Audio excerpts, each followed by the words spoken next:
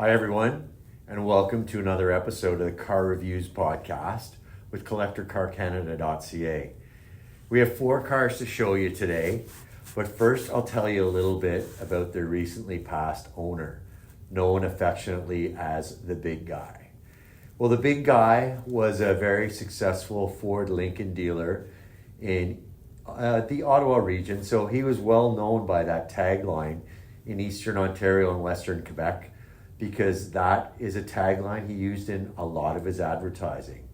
People like to go see the Big Guy when they were looking for a deal on a Ford or Lincoln product. Well, the Big Guy, as I say, he built a very successful business, multiple dealership, but at heart, he was a family man and a car lover. So please do take a look on the website under the online auctions tab, on whether if you hover over it with a computer or if you click on it on your phone, you'll see we've got a page dedicated to him. So it would be great if you went and took a look at what the Big Guy was about, who he was, and a little bit about how he came to have a collection of, I think it was about 26 or 28 cars. And the family is given careful consideration as to which cars it can exercise regularly and which cars it thinks would be better off in the hands of another enthusiast. So we've got 4 of the cars this week that the family has decided to let go, and I'll tell you a little bit about those cars. So first off, we've got a 1966 T-Bird. So 1966 Ford Thunderbird with a 390 engine, as you'd guess, an automatic, and it is the Town Coupe, the Hardtop Town Coupe trim. So Thunderbirds of the period, you could get, I believe it's 4 different roof styles. One was a convertible. Of course, this one's not a convertible, but it's not a Landau, and it's not the Hardtop Coupe. This is the Hardtop Town Coupe, and it's got a distinct sort of B pillar and C pillar formation. This car is finished in Tahoe turquoise over an aqua interior. To me, they look the same, but those are the Ford names for the colors of the exterior and the interior. This car was exhaustively restored in the early 90s, and there are photos of the restoration process on the listing. It has a 390 cubic inch V8 engine with the automatic getting the power to the rear wheels. So this one is lot 246 on CollectorCarCanada.CA. The next one I'll tell you about is a 1979 Lincoln Mark V Continental. I mixed up the order there, more accurately, a 1979 Lincoln Continental Mark V. It is the Collector Series level Mark V, and it's finished in midnight blue over a blue interior. Now, a car this age without an oil change receipt annually, we really can't attest to the mileage. The mileage appears on the odometer, a 5-digit odometer, as under 28,000 kilometers. We have to promote it as true mileage unknown because we can't follow a trail of service records for the mileage. But we also have an appraisal report on the listing, also for the T-Bird I already talked about. But this appraisal, the appraiser, well known to me actually from my past activity in the area in the automotive market, but a well-respected appraiser. His company's name is on the appraisal. Speak to anyone in the Ottawa area. This fella is pretty well known, but he suspects that low mileage reading is actual miles.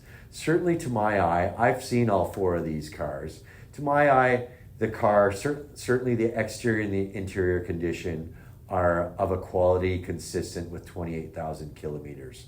The appraiser also noted no winters, and he called it an exceptional condition car with no rust even underneath. So please take a look at that one. That one is lot 250 on CollectorCarCanada.CA. A few great goodies along with that one are original brochure. Would you believe the original brochure includes a picture of Tom Selleck, who endorsed the car? It was a little bit before my time to be reading brochures of new cars, And I think of Tom Selleck for another car we're currently offering on or buy it now, a Ferrari 308, because that's the car he drove in Magnum PI. But before Magnum PI, Tom Selleck was endorsing Lincoln. So take a look. We do have a picture of that page of the brochure. But yeah, a few other goodies in there, including the original tool roll, lot 250 on CollectorCarCanada.CA. The next one is a real tribute to Ford's past. So the big guy, he saw fit to own a 1931 Ford Model A, which he put his dealership's name on in the form of a personalized license plate. So this one, I'll call it tan on taupe over black fenders and a black bottom, but it's a Tudor two-door sedan.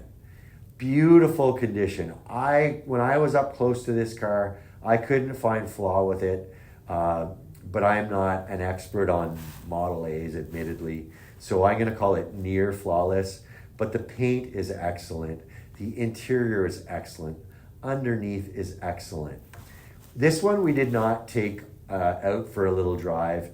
It's been on stands since the passing of the big guy about 18 months ago. So we left it unspoiled. You'll see our videos though. We do have videos in addition to over 100 photos on the detailed listing. The listing number on that one is lot 248 on Collector Car Canada, the 1931 Model A Tudor two-door sedan. And lastly, for this episode, we have something that's a non-Ford product. The big guy broke into the business with a successful Pontiac Buick dealership, which has now grown, of course there's no Pontiac anymore, but it's now grown to a successful group of full-line GM dealerships. So today they sell more Chevys than anything in terms of new cars.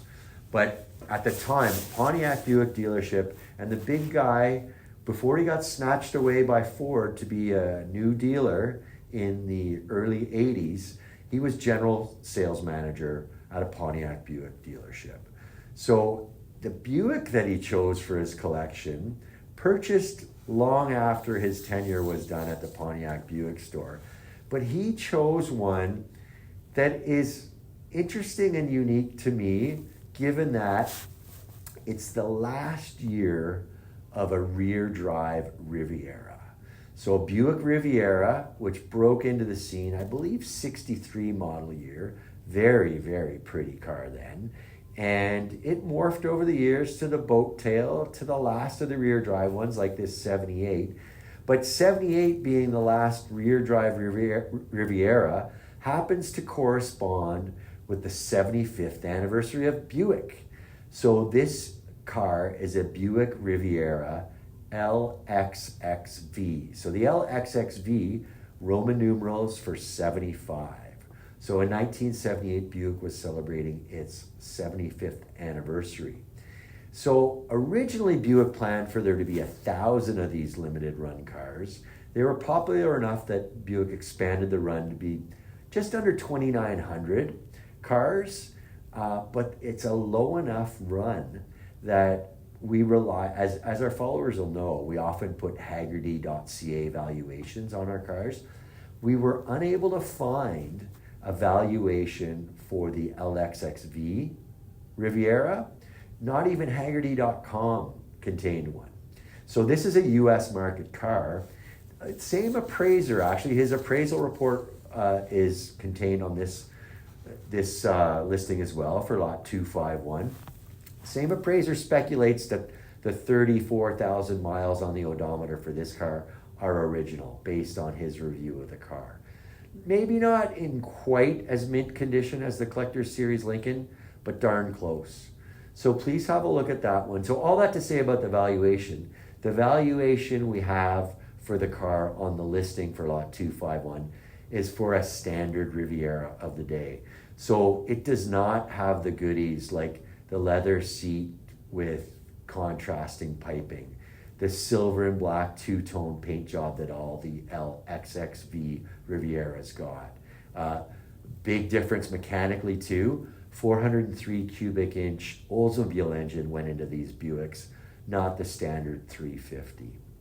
So again, that's lot 251, and that'll complete my intro to the 4 cars. Let's take a look at the videos. Here they come for each of the 4 cars.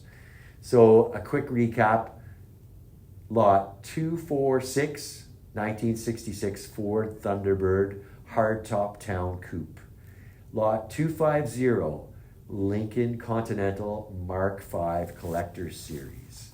And then we've got the lot 248 rather, the 1931 Model A two-door sedan Tudor. And lastly, in this video, you're going to see as lot 251, the 1978 Buick Riviera LXXV. Okay, enough intro. Here come the cars. Thank you for watching. Hi everyone, and welcome to another great car here on the Car Reviews podcast with CollectorCarCanada.CA. This is another unit from the esteemed Big Guys collection. If you're not familiar, please do have a look at the little one-pager we did on who we're talking about when we say the big guy. In short, a very successful Ford Lincoln dealer in the Ottawa area, well known because of his promotional efforts as the big guy in Eastern Ontario and Western Quebec. So he left his family when he passed about 18 months back with quite a beautiful collection of cars. The family's evaluated it and decided it's not going to be able to get them all the use they deserve. So this is one of the cars they decided to move along. So this one is a 1966 Ford Thunderbird Town Coupe. So there are a few differences on roof lines on the T-Birds at the time. We'll take a closer look when we walk around the car. This one's going to be lot 246 on CollectorCarCanada.CA. So you see it marked as that. And that's a good start for our little video. I'll run around, grab the camera and hand hold it for a walk around the car, and we can go from there. So here's a pretty glamour shot of the 1966 Thunderbird Town Coupe in the sun. We're enjoying a beautiful early spring day here in Eastern Ontario where the car is located. The beautiful turquoise color in Ford vernacular is called Tahoe turquoise, and that's presented over an aqua interior. From where we're standing right now, you can see the edge of the passenger seat in the sun. They look to be a perfect match, but the interior color is called aqua. So Tahoe turquoise over aqua. The car was treated to an extensive restoration in the early 90s under previous ownership, at which time her factory paint was stripped and this same Tahoe turquoise color was chosen for the repaint. Paint codes are available, as well as a lot of original documentation with the car. We'll hit a few as when we look at the interior, a few pieces of it, but please do take a look at our detailed listing for lot 246 to get a complete sense of what comes with it. We see on the headlights, a common period trend is to put a mirror treatment on the headlights. So it's done on the top half of all 4 front lights. You can see that beautiful egg crate grille to denote a 66. I'm not sure if you can see it or not, but the only hood release from the car is below that front bumper. But chrome looks really good. I don't see any pitting on the chrome on this bumper. Really good, and I don't see any dents either. You can see right here, this is a monitor for your driver to monitor whether or not the turn signals are on. A little chrome treatment here on the hood, underneath which is a 390 cubic inch V8. We've got it running now so we can hear it at idle. Some venting in front of the cowl. Chrome is good on the wiper arms and blades as well. A fixed antenna in place. And here's a good look at one of the wire wheels. So 15-inch wheels all around with the Thunderbird emblem in the center of the wire wheel. And the tires are Hercules Mega Touring LXT. You can see this one's a little low on air. The car hasn't been driven certainly this season. We're right beside the dedicated building where it's stored. It was actually purpose built for the Big Guys collection. And we can see the size of that front right tire at 215/70 R15. Same size wheels, or same size tires rather, all around, so a square setup. And I'll also mention that the original hubcaps which are pictured in our detailed listing, come along with the car should the new owner desire those. But really straight car, really very presentable car here. If I see flaws, I'll point them out, but I'm not seeing many on this car. Maybe a light scratch right here. I'm touching up with my thumb, and there's just a dead bug down here on the rocker. So this car is slightly dusty, you'll notice. It was last washed in January and has sat in this dedicated building, which we're beside, since that time. So it wasn't cleaned in advance of the photo shoot and videos we're shooting today, but it's certainly been cleaned since the last time it was on the road. So here we see how it's closed between what would be a B pillar and C pillar with that T-Bird emblem. So that's why we call this roof style a town coupe. So closed.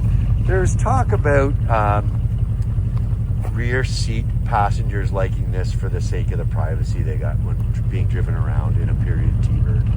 So we've got a fender skirt in place over the rear tires, rear wheels. You can see it presents really well.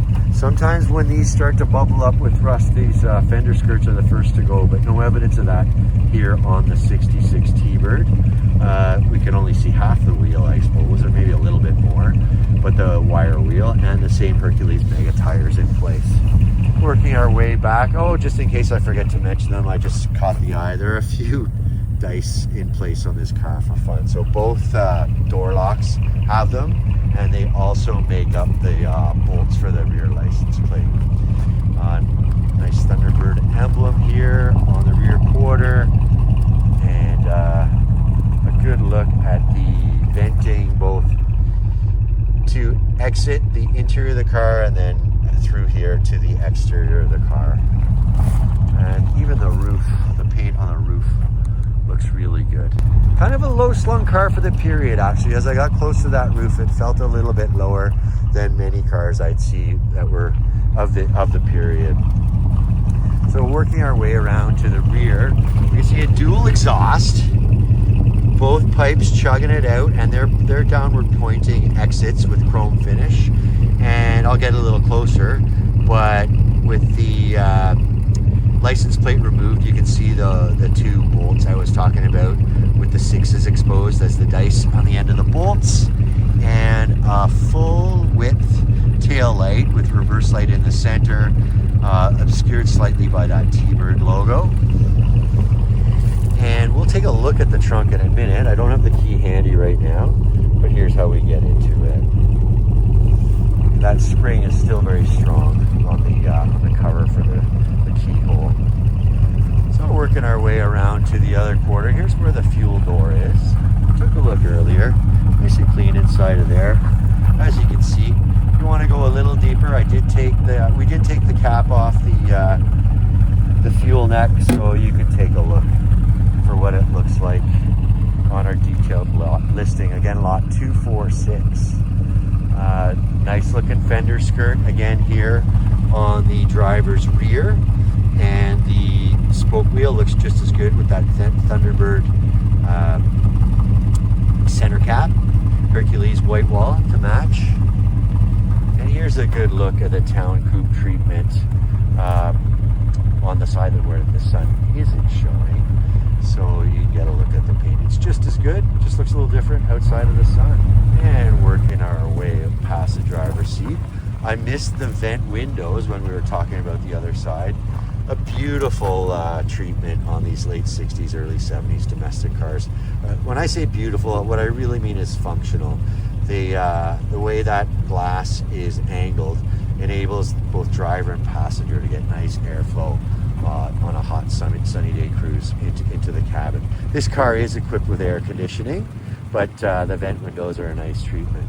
You can see here the side mirror emblazoned in a T-Bird crest, and there's a good look at the mirror.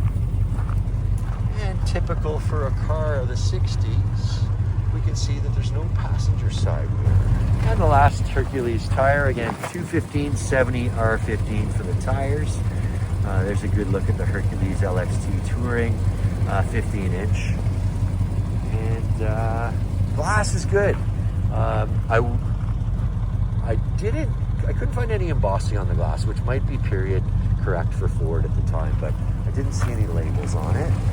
And here's another good look at one of my favorite angles to show a car. So that'll wrap up our exterior look. We'll move on to the interior now.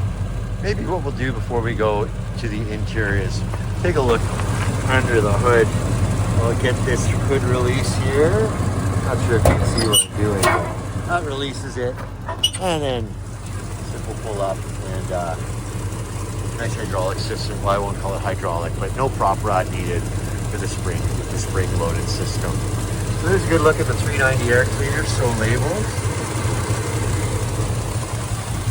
And to add to the authenticity of this Ford product, Autolite spark plug sticker on that air cleaner. You can see the car's been modified with chrome valve covers. We know that was done before the most recent appraisal, which you'll find on the detailed listing. Chrome oil filler cap as well. I'll make a note to inquire with the owner if the originals are included. Look for that on our detailed listing for lot 246. Authentic looking period sticker here for the warning for the rad fan. And your typical washer fluid container for Ford at the time in vinyl. And as I said earlier, an air conditioned car. You can see the belts and pulleys going there.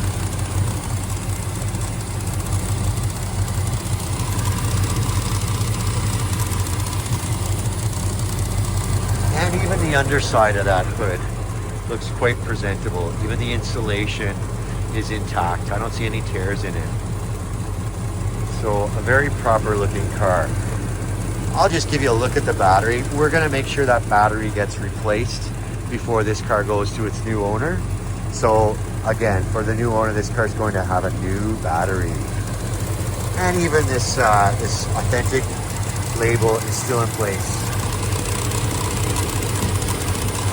And some vehicle data.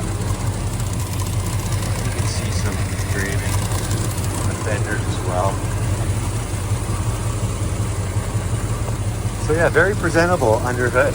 390 cubic inch V8 engine. There's a little more engine detail on the detailed listing. Again, lot 246. So climbing inside, before I do, I'll give you sort of a wide angle view of the car. You can see the courtesy lights on the door there. And again, there's one of the fun friendly dice in place for the driver's lock. Door handle and remote control for the side mirror. There are a set of T-Bird vinyl mats in this car. We pulled them up as we were doing the photos. There are pictures of the carpets underneath on the detailed listing. And even the door hinge is quite presentable. No sign of decay or even dirt. Sweeping 120 mile per hour speedometer. We note under 36,000 on the odometer. That's believed to have turned over once. So we believe this car to have just under 136,000 miles. And you can see the various gauges from left to right. This has also got the tilt-away steering wheel. Let's see if I can operate it with one hand here. There we go. So you can see that steering wheel will just swing out of the way when the car's parked to aid with ingress and egress. And there's a clock that's still running. You can see that second hand turning, and wiper washer control as well as vents. The car's got a retro looking modern stereo. USA 1 is the model. We've got some information on that on the detailed listing as well. As I say, air conditioning equipped, and here are the 4 power window controls. And we've got the power locks as well.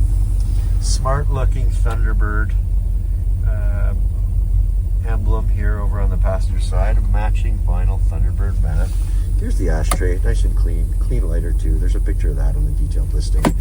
And this console has some storage. I won't open it right up, There's some personal effects in there, but it does include that paint coat I was talking about earlier. Now, without checking my notes, I can't recall exactly what the name of this wraparound rear seat style is, but we'll have it on the detailed listing. Only 2 belts in the rear, so a 4-passenger car with the armrest for the rear passengers. You can see those smart looking matching aqua seat belts as well in place. And there are some goodies about the car over there. We'll get to those in a moment when we cross over the sides. Courtesy lights for the rear passengers, as I say, with a lot more privacy, being that there's closed up between what would be the B and C pillar. Lap belts in front, again in the aqua finish. Smart looking Ford Motor Company emblem here on the door sill.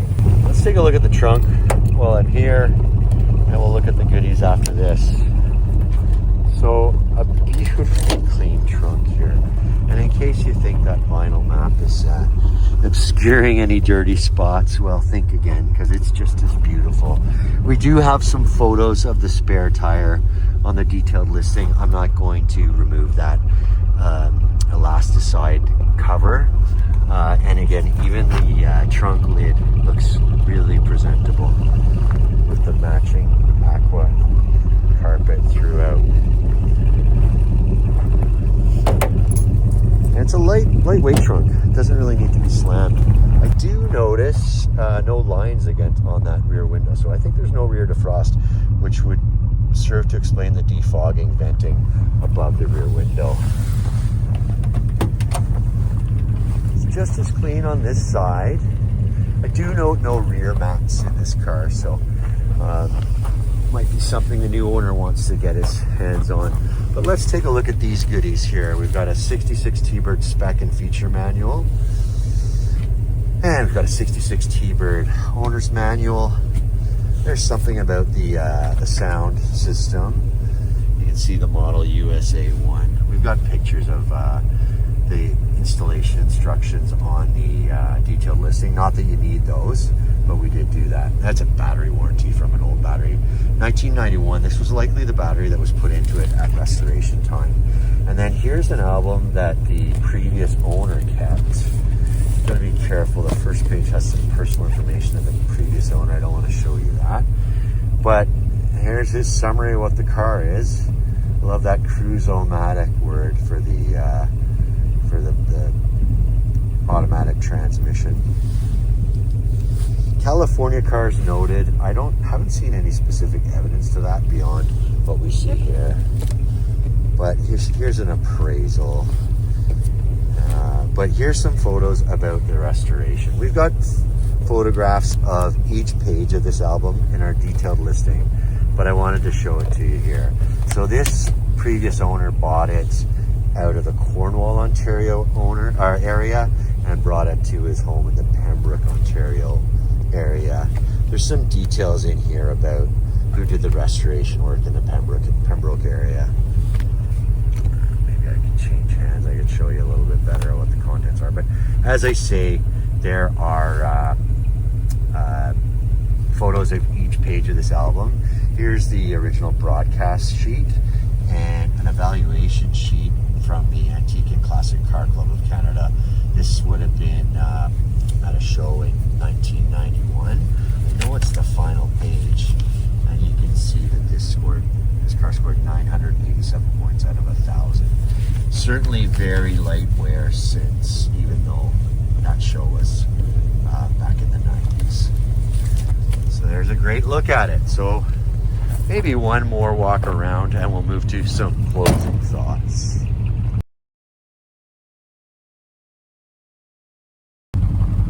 Listen to this solid door closure. They don't manufacture them like that at IKEA anymore. So there's a good look at our 1966 Ford Thunderbird Town Coupe. Again, lot 246 on CollectorCarCanada.CA. It's equipped with a 390 cubic inch V8 engine. You'll see other details about factory power rating and carburation on our detailed listing for lot 246. It's connected to a cruise-o-matic automatic transmission, sending power to the rear wheels only. So that's about it for this car. Thank you for watching, and on to the next car. Hi everyone, and welcome to another episode of the Car Reviews podcast here with CollectorCarCanada.CA. Today we have a car that's an interesting car as it is, but it's part of a special collection, 5 of which we are going to have on the website. So the background on the Big Guys collection is that sadly a long time and successful Ford Lincoln dealer up in the Ottawa area passed away, and he had assembled quite an impressive collection of cars over the years. The family has decided to retain most of the cars, but they're fearful that some of them just won't get the use.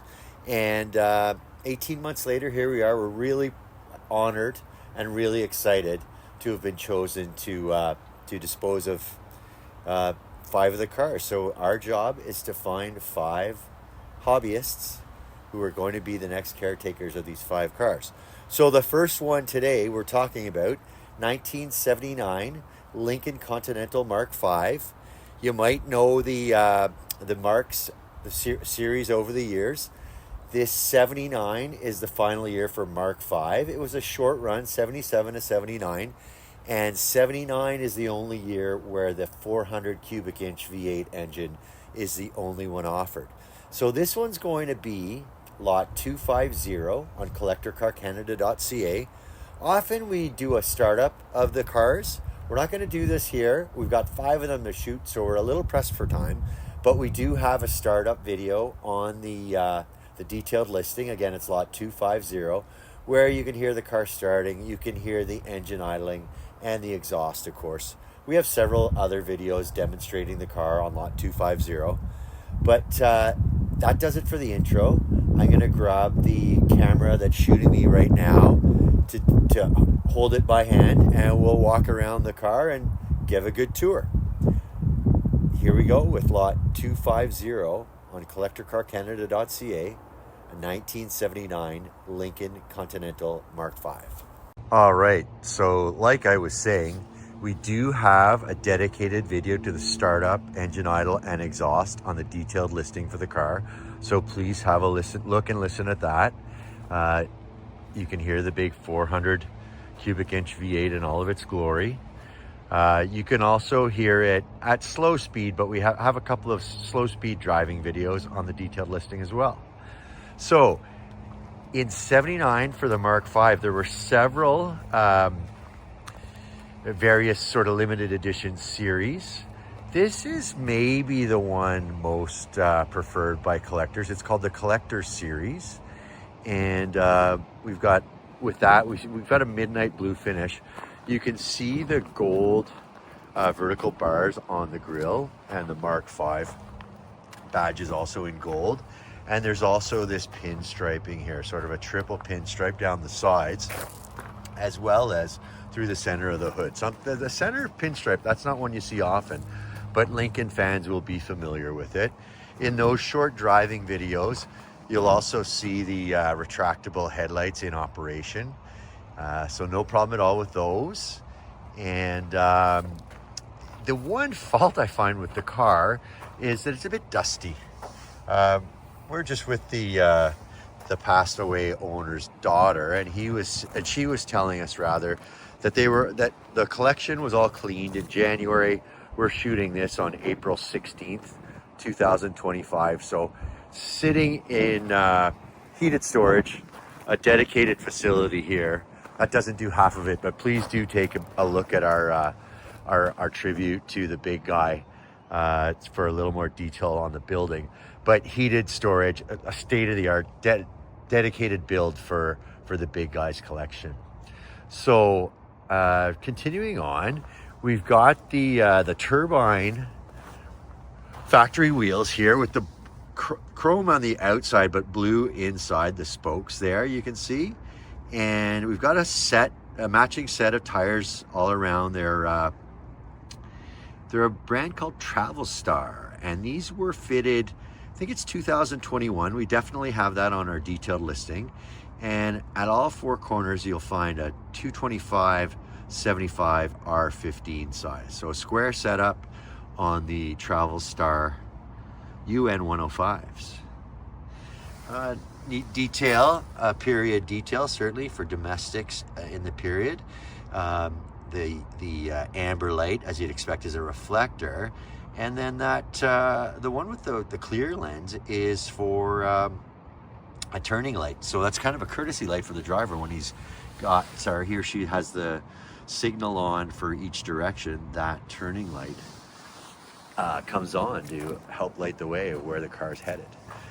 3 ventiports here on the driver's side front fender, where there's a matching one on the passenger side as well.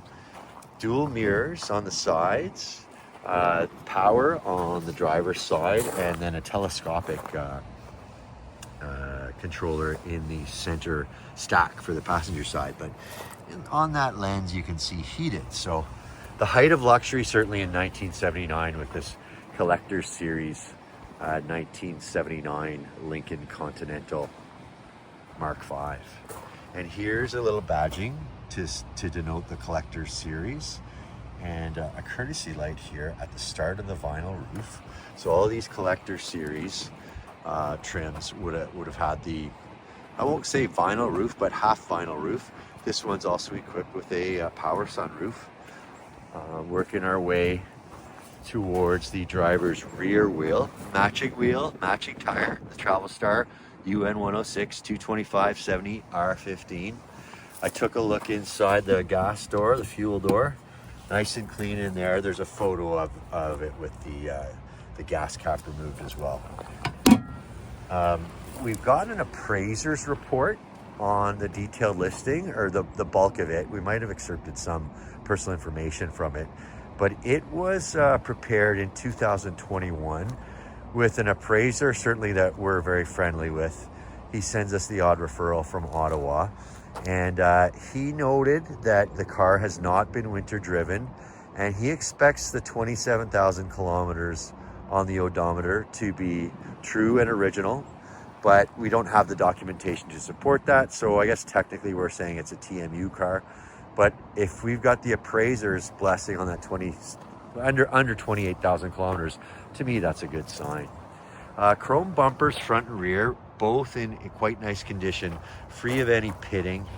I did see that the big guy who passed in late 2023, he bought this car out of a franchise Ford Lincoln dealer out of the GTA.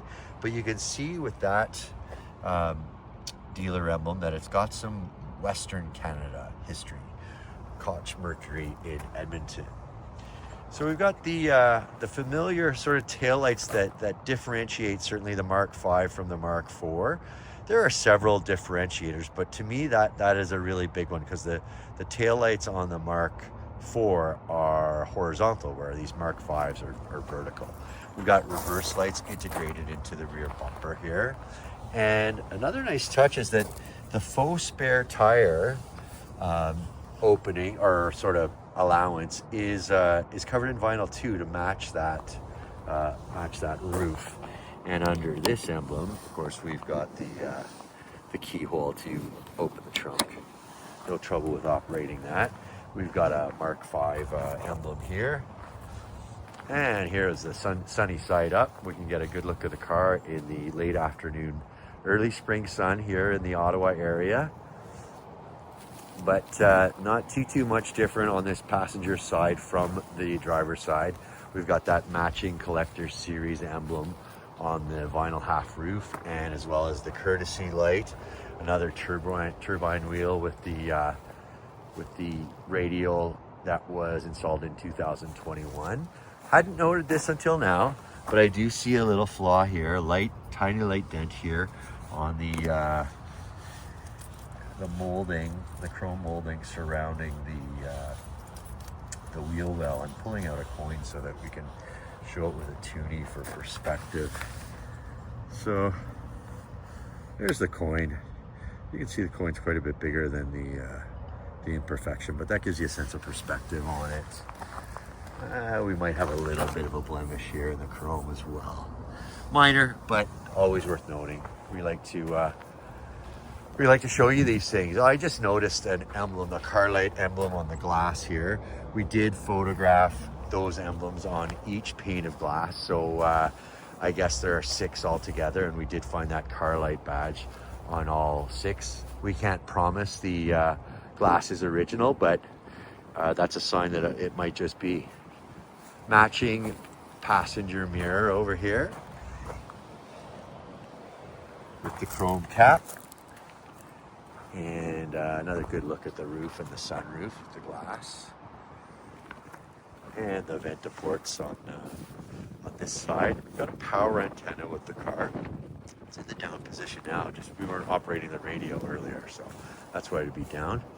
And one last wheel to look at. Again, the chrome turbines with the blue trim to denote the Collector series, to go with the midnight blue paint, and a matching set of tires all around. A couple light marks on the fender molding here as well, the wheel well molding here as well. I don't feel any dents there, but you can see some marking. And again, we've got the amber reflector and the clear turn light. We'll get a good look at the front of it here. So yeah, we cannot see the headlights right now because those headlight covers are in place, being that the headlights are powered off. But we had no trouble operating those earlier when we were operating the lights.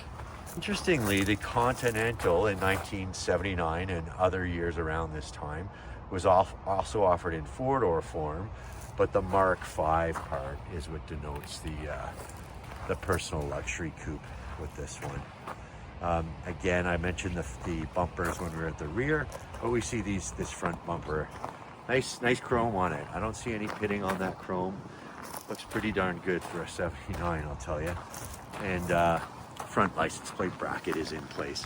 We do have a few photos of the underside on the detailed listing. Again, it's lot 250 for CollectorCarCanada.CA. Another light imperfection here. That one's on the bumper. We did most of our photos and videos inside, and I always like to get the cars outside. The natural light always provides a better view of them and a better opportunity to evaluate their condition. All right, time to have a look at the interior here.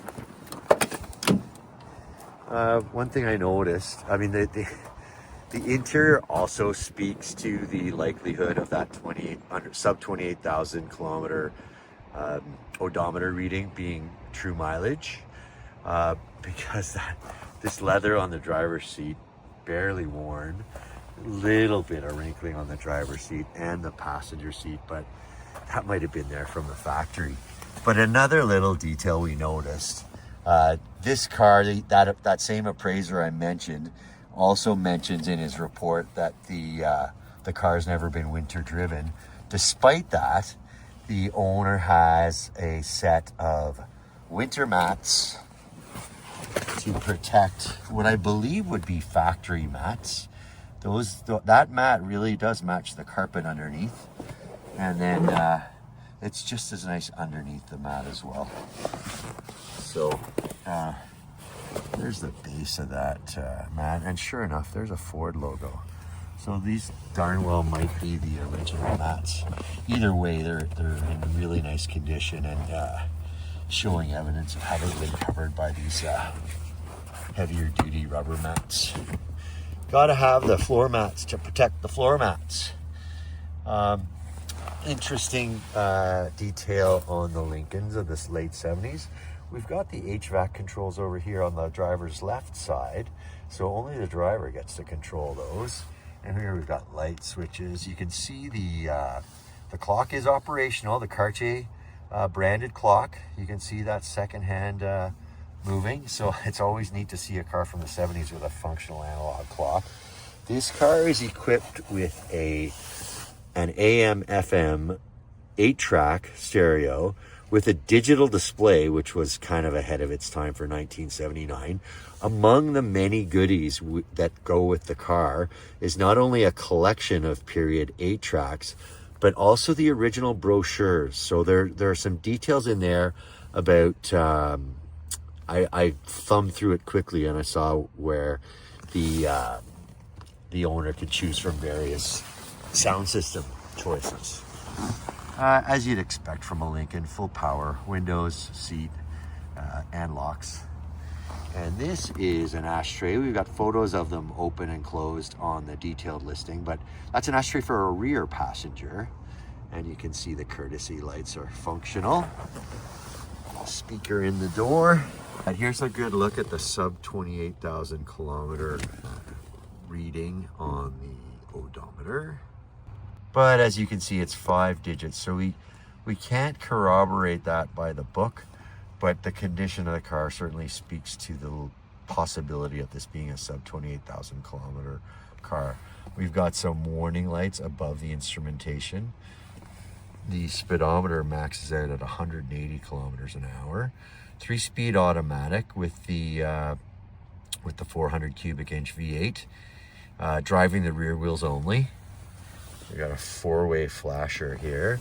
There are 2 sets of keys, and you can see these might just be the original keys. Certainly they're a Ford item, and there's a Lincoln key ring. There are pictures of the other keys, of all of the keys on the detailed listing. So fuel gauge and that miles to empty area, another piece where Lincoln was ahead of its time, where this car is equipped with the basics, an early trip computer. And then we found a clean ashtray here. The lighter's up here. I think we found that it was pretty clean. Doesn't look like it's lit too many cigars.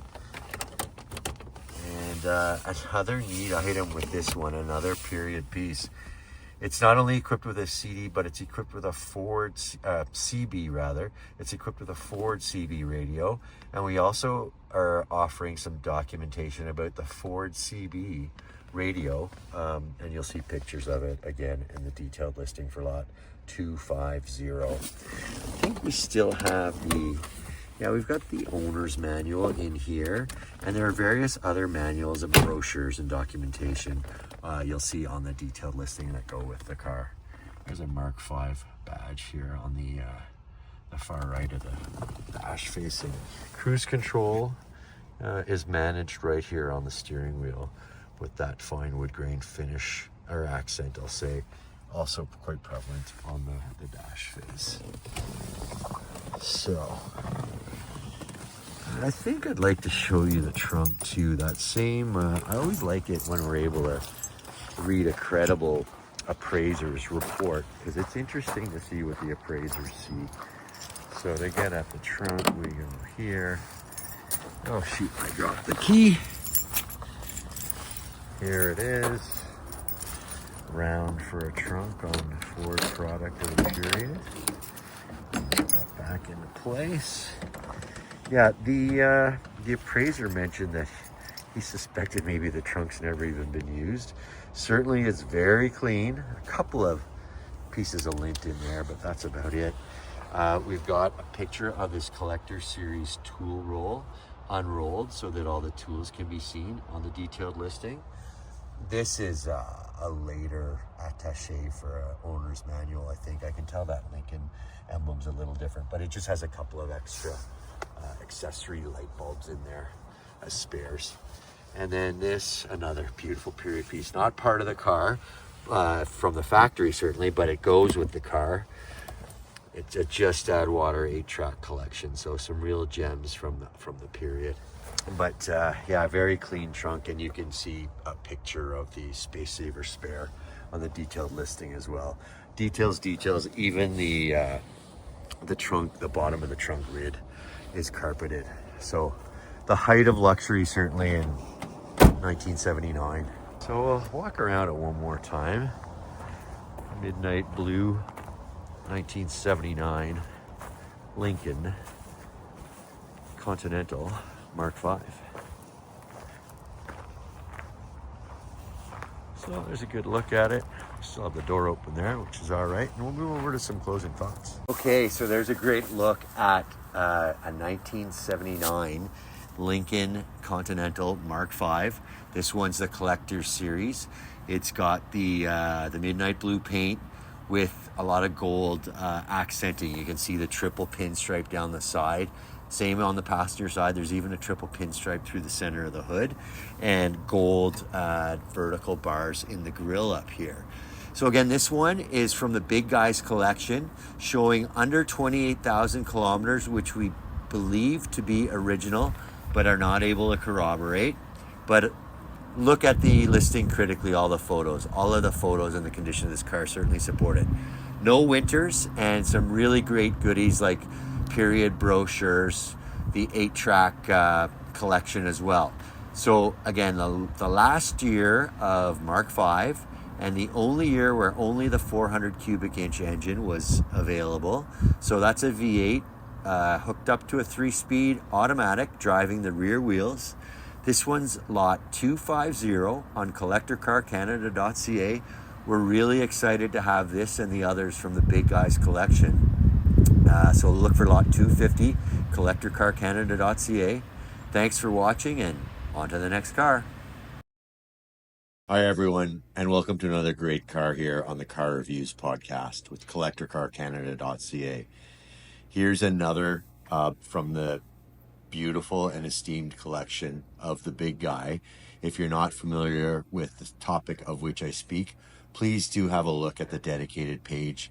We had this long time and successful Ford Lincoln dealer in the Ottawa area, well known in Eastern Ontario and Western Quebec as the Big Guy, from his various advertising campaigns over the many decades where he was a successful dealer. The man of whom I speak passed away about 18 months ago and left a beautiful collection to his family. The family has decided on what it thinks it can exercise and what it cannot, and has given us the opportunity, with which we're honored to get, and which we're really excited to have, of moving some of the cars on to new custodians. So this 1931 Ford Model A Tudor two-door sedan is one such car. You'll find it on our website as lot 247 on CollectorCarCanada.CA. And as you probably noticed from below the car, it's on stands right now. We do have video of it starting, but we decided not to bring it down from the stands. We figured we'd leave it just the way it is. It's been very well kept, as well as the startup video. We've got some walk around videos to also show its a wonderful condition, as well as our normal complement of detailed photos on the listing for lot 247 on CollectorCarCanada.CA. So wonderful condition, like I say. I'd call it a two-tone taupe and tan with black underpinnings, as you'd expect on a Model A on the black. And I'll grab the camera that's shooting me right now, hand hold it for a little tour of the car. So lot 247, CollectorCarCanada.CA. So moving right on in on lot 247 on CollectorCarCanada.CA, the 1931 Ford Model A Tudor two-door sedan.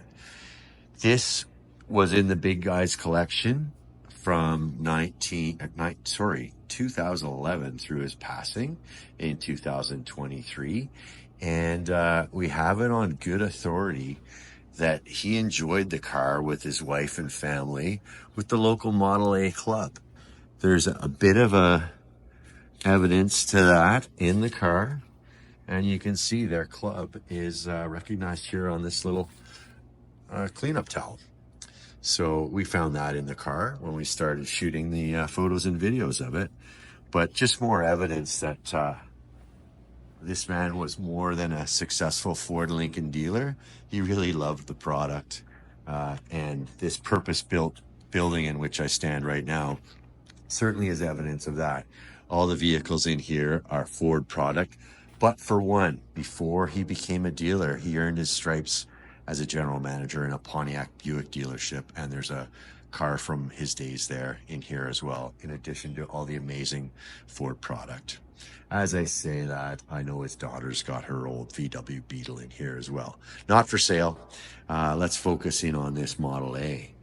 So wonderful condition. The paint, I don't know. I don't find any faults with the paint.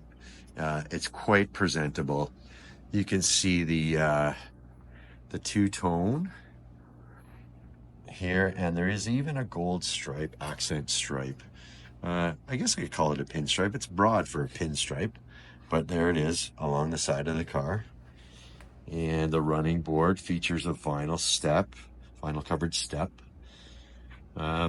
This car, I noted, has the spoke wheels, and they're lined in a set of Goodyear 19-inch tires. We've got close-ups of those on our detailed listing. Front bumper chrome looks excellent, and same with the big lights as well as the horn.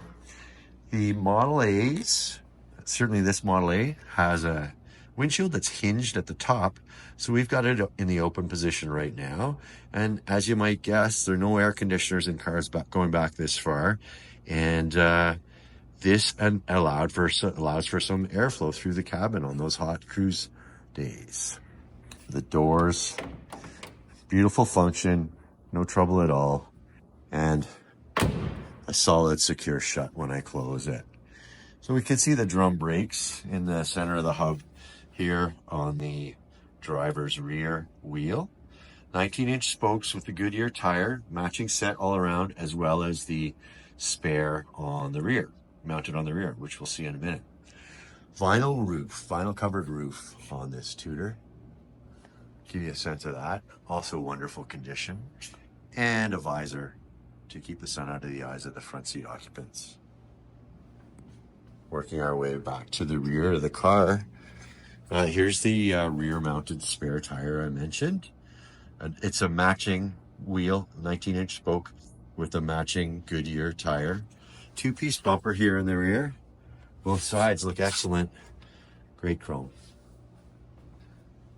We do have a friend in the appraisal business locally, and he's familiar with this car from the cruises with the Model A Club, and I was in touch with them earlier this week, and he told us we were in for a real treat. Not only with this Model A, of course, which you can see is in wonderful condition, but just the whole facility itself, where it's stored, purpose built with all the trappings of modern amenities. So moving forward, we'll get a look at the vinyl roof on the passenger side. In addition to the front hinged windshield, we have all the windows open in the car. So the side windows in the rear can be opened as well. Matching vinyl covered step running board over here on the passenger side.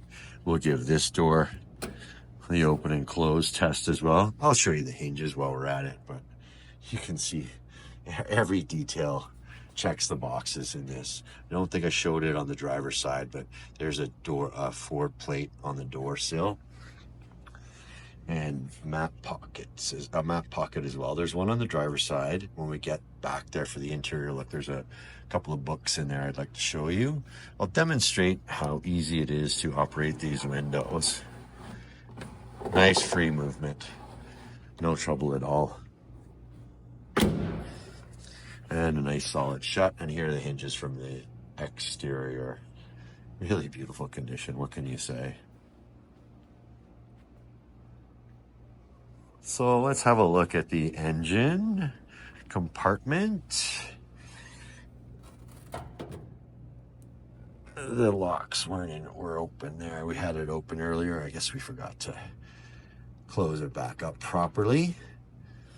So covers on either side, we'll open both, but there's a good look at the 4-cylinder engine. You can see those exposed spark plugs, 4 in line, and just a really tidy, presentable piece here. It's amazing how going back almost 100 years helps us see the basics. We can see the steering column right here, and good evidence why it's called a column, because that's exactly what we see. So nice and tidy. We'll get this driver's side cover closed, and I'm going to lock it up with these spring-loaded latches. And that's in place. We'll head over to the passenger side cover, have a look there too. Again, the latches are open on this side. But as you'd expect, just as tidy over here. You can see the fan blades and the belt from behind the radiator. And the float for the fuel. And even that cowl paint is wonderful condition. And we'll get that closed down. And I'm going to reattach the latches on this side as well. There's one. And the other. Fuel cap right here. And let's move our way into the interior. Have a look there. Warning, it's in just as beautiful condition. So here's our Model A Club towel again. Kind of fun to see that. Canada's capital A. It's kind of a fun name for the club too. And looking at this door card, you can see the booklets to which I was referring earlier. Wonderful condition. We've got an instruction book for the 31 Fords. In modern parlance, we'd call this an owner's manual, I suppose. And then even a 1931 parts price list. So a really fun piece to go along with the car. I think I saw a disclaimer when I took a close look at it earlier saying price is not guaranteed to last. All right, so take a look at the pedals here on that clean floor. Vinyl covering over that floor. Got a 4-spoke steering wheel as we'd expect to see in a Model A. Nice clean dash for what we have of it. Not pretty shallow, but nice and clean. And instrumentation for what it is at the time with the key in place. 4-speed shifter as well. And there's a good look at the other side's door card. Here's the aluminum door sill on this side with the Ford emblazoning. Hood liner's good too. There's a little bit of a look at it. We've got better photos on the detailed listing. And then moving to the rear seat, lots of space back here for legroom. And just as beautiful condition as the front seats. Front buckets and a rear bench. And no seat belts. No seat belts. As from the factory. Not a legal requirement in Ontario where the car is registered to backdate your car, retrofit the seatbelts. So it's legal as it is. And being that this car's got great clearance with the stands in place, we'll take a look at the underside as well. So underneath, it's in just as wonderful condition as the exterior. Really incredible time capsule here for this 31 Ford Model A Tudor two-door sedan. And we'll bring the camera around to the rear as well so we can get a look at the underside from the rear.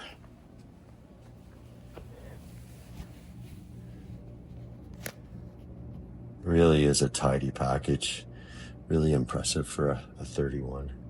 So that's a good look at CollectorCarCanada.CA lot 248, 1931 Ford Model A Tudor two-door sedan in tan and taupe two-tone over the black underpinnings of the car and a vinyl roof. 4-cylinder engine with a manual transmission, getting the power to the rear wheels. Again, lot 248 on CollectorCarCanada.CA. This is another esteemed offering from the Big Guys collection. Take a look at our website if you don't know what I'm talking about, and you'll find out. And that'll about do it for this video. So I thank you for watching. On to the next car.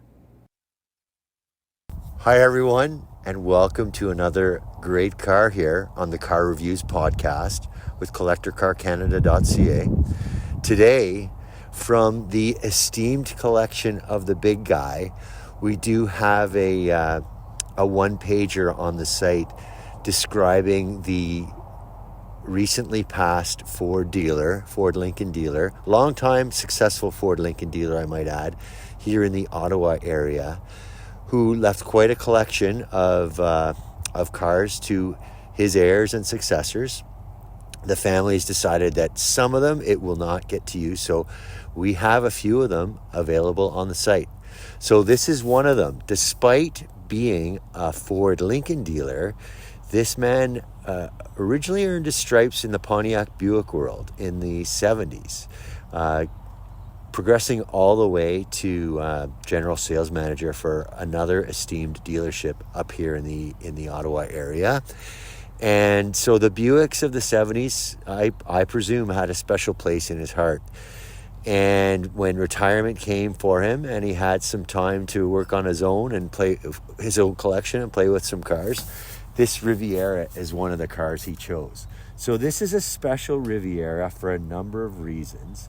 It's a 1978, as I mentioned, and as such, it's the last year of rear drive for the Riviera. So you might remember the originals, or say in the 60s, where there were Toronados, Eldorados, and Riviera sharing the same platform. Well, the Riv at that time was the only one of those which was a rear drive. The other two were front drive, kind of early front drive vehicles for GM. So Riviera switched over to front drive in 1979, which is also a pretty model, but the traditionalists typically like the rear drive models. So this being a 78, it comes from the 75th year of Buick, and as you might expect, never one to miss an opportunity, GM had a special allotment made of these 75th anniversary Rivieras. Originally, it was planned to be 1,000 cars. However, they proved so popular that just under 3,000 were made, and this is one of them. So really, with the mileage this one has, it shows under 34,000 miles. We believe that to be authentic and original. We don't have the paperwork to support it. So we're technically, it's a true mileage unknown car, but a lot of the makings of this car certainly support that it's under 34,000 miles. We've included an appraiser's report on the detailed listing, and he speculates also that it might be original mileage only at under 34,000 miles. So that's a good intro, I think, on this 1978 Buick Riviera with the 75th anniversary package. You can see the clever license plate, Roman numerals for 75, following the 78 model year, of course. And we see the Roman numerals on some other badging on the car, which I will show you. So, all right, we'll take a look around the car and on to the next frame. Okay, so I don't think I mentioned the lot number earlier. This one's going to be lot 251 on CollectorCarCanada.CA, the 1978 Buick Riviera 75th anniversary edition. So it's a two-tone black and silver with a black vinyl roof. We'll cruise in on close to it and get a good look. One thing I'll mention is that the cars from the big guys collection we're offering are all stored in a dedicated facility and purpose built, in fact. So they're very well stored in a heated facility. I will mention though, they were cleaned in January. I'm shooting this video on April 17th, and you can see that the car's a little dusty. So I'd hate to point that out as a flaw, but I will acknowledge it in case you're noticing it through the video. So a few interesting items on this 75th anniversary Buick. It's got special badging, as you see there, on both fenders to denote the 75th anniversary of Buick. And the wheels are 15-inch, and they're skinned in a Cooper Lifeliner tire, Lifeliner Classic. The measurements on those are 225, 75, R15. So a square setup, same size at all four corners, and a matching set of both wheels and tires at all four corners. I was just reviewing an appraiser's report, the most recent appraisal that the car's had for insurance purposes, and the appraiser noted that the car's never been winter driven. He also used terms like exceptional and superior in his write-up. So it is an interesting placement in the Buick history, the last year of Riviera. So if someone's looking for a last year rear drive, I might have misspoken and said last year Riviera. Last year rear drive Riviera. This might be the one to have, certainly. The appraiser's report does appear on our detailed listing for lot 251. So going a little further into it, a neat touch in the later 70s premium GM cars, those light up so that the driver can see when his indicator is flashing. Might not fit in Florida. You wouldn't be able to keep driving in the left lane with your blinker on. But a nice touch, certainly a luxurious touch. And here's a good look at the vinyl roof.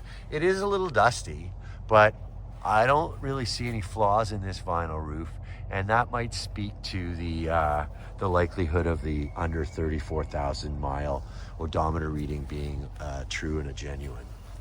And a big rear window for the rear passengers on this two-door, and an R emblem. We see these R emblems throughout. They're on the center caps of each of the wheels. They're also incorporated into the taillight treatment. Here's another wheel to look at. It's matching 15-inch with the Coupe Lifeliner Classics. And this wasn't seen on every car this size in the late 70s. Four-wheel disc brakes, and that was noteworthy enough for Buick to rationalize putting a badge on it to that effect. So working our way back, and there's a good look at the rear window with the vinyl roof. Again, I don't see flaws on the vinyl roof. The car could use a good wash after a winter of storage. And as well as the fender emblems, there's that Buick 75 in Roman numerals, and you can see the R emblem treatments on the tail lights here. And fortunately the plates can't go with the car under law in Ontario, but 1978 and the Roman numerals for the 75. Bumperettes, even so, good chrome on both front and rear bumpers, but even the bumperettes and the vinyl treatment on those show very well.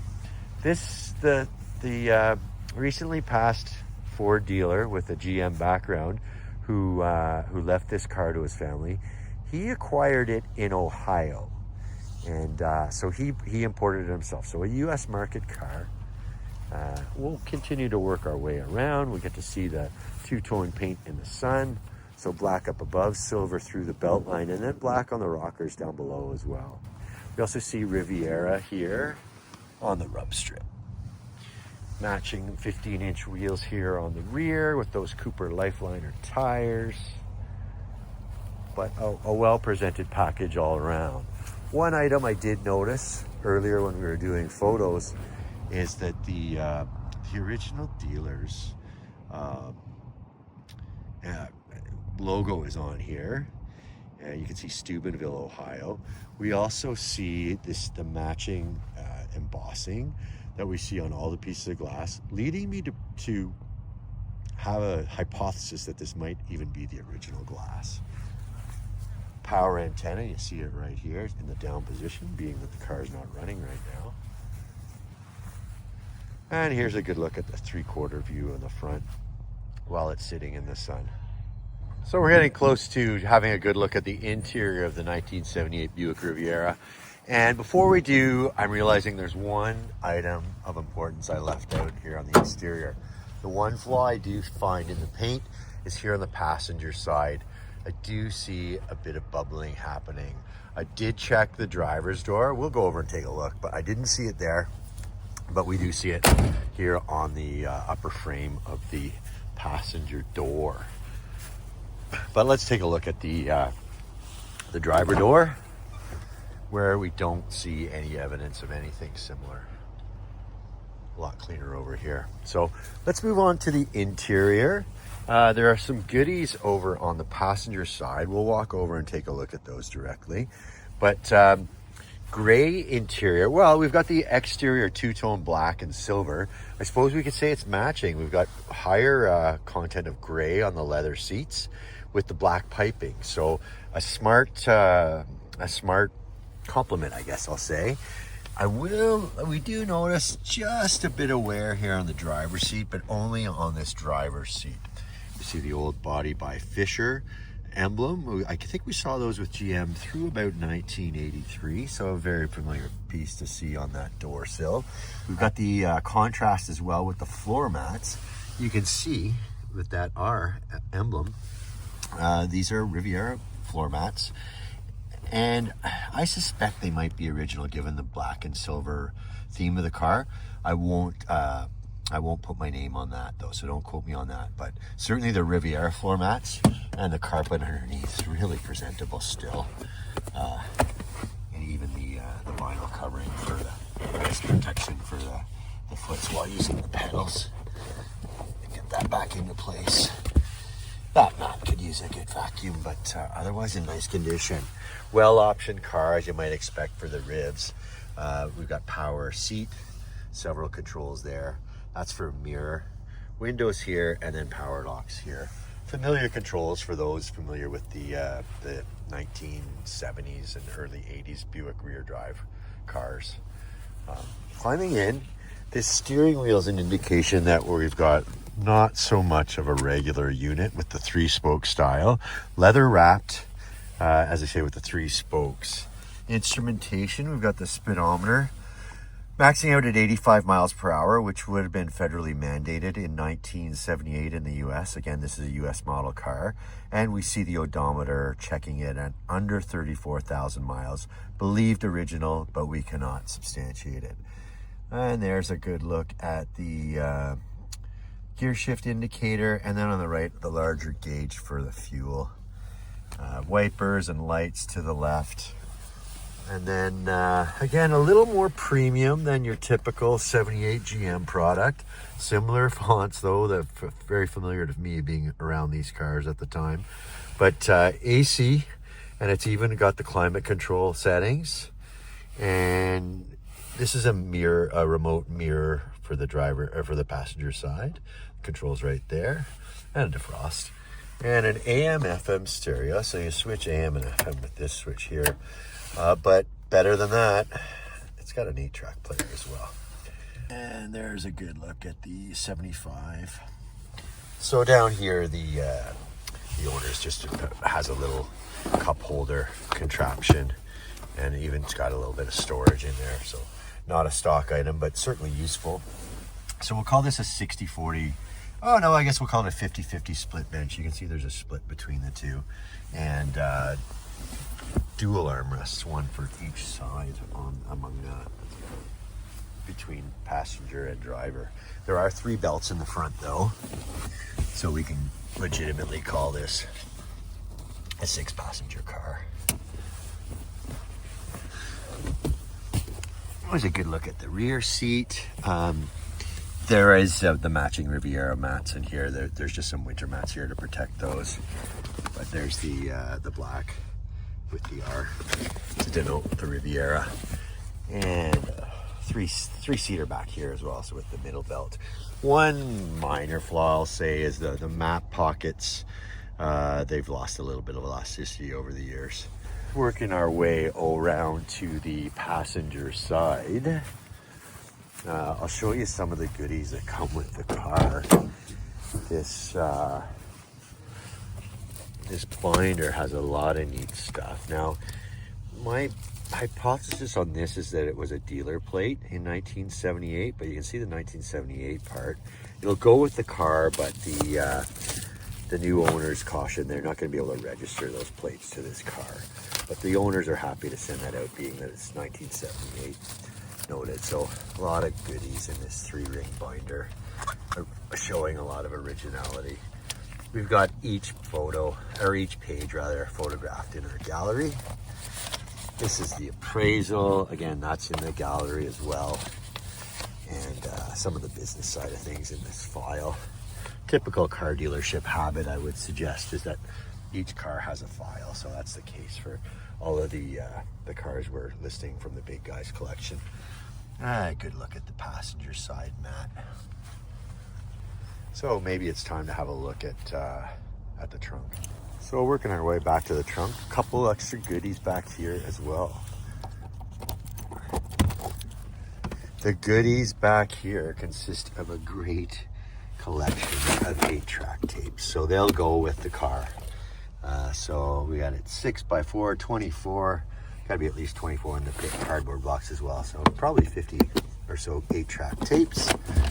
And I think that might be just decay from the cardboard box that we see there, flecking on the black carpet.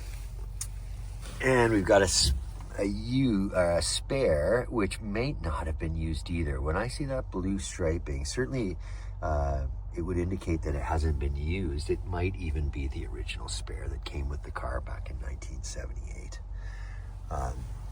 The labeling for jack usage is back here. Didn't want to spoil what this setup is, but I suspect the original jack is down there as well. But there's a good look at the trunk.